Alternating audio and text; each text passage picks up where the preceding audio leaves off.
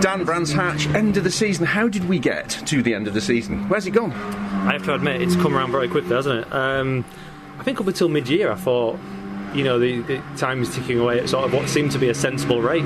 But yeah, since the middle of the season, I have no idea where the last few rounds have gone. Unfortunately, I think I've missed my chance to mount my challenge. I don't know, it passed me by somewhere. So but here we are once again, last round of the season. Pitches done in the pit lane to commemorate another year in the book. So it does feel weird coming back for this to be the end. I do want to look ahead, obviously, to this weekend, but I can't believe the luck that you had, the bad luck that you had last time out.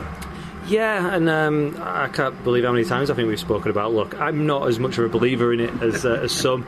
Is it bad luck? Some things are. Like, when I got caught for the infringement in qualifying, I chose to pit that lap because I was told to by my engineer, and that was a discussion we'd had because we were a bit tight on fuel. We were trying to wring everything out of it, and we were nicely in, and the weather was changing, so there was no stress.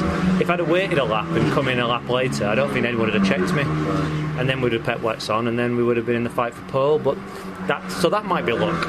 But the fact that we failed is also just highlighted a bit of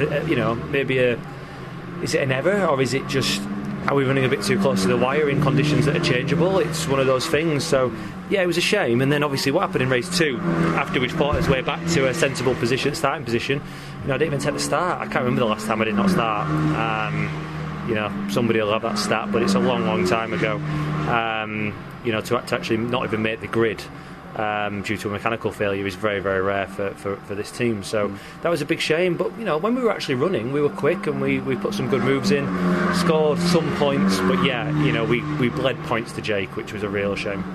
FP1 is always housekeeping, as we've talked about many times. But are you happy with the session you had this morning?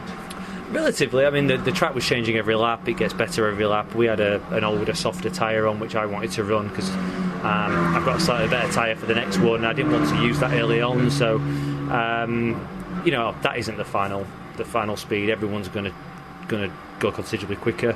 And yeah, it was all right, just building up to it and doing a sensible job. But as you say, housekeeping mainly, get a bit of a feel for it. Hopefully there's some nice nuggets in the data we can pour over, and then we'll go from there.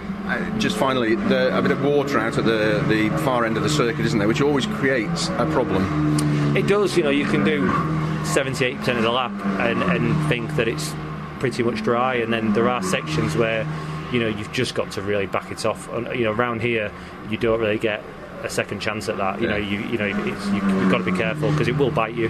Like I said, FP1, there's no heroics.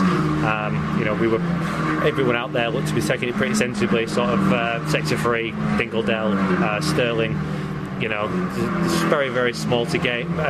Time to gain, but it can be a big loss to your weekend if you go off there. So let's hope you have a good one. Thank you.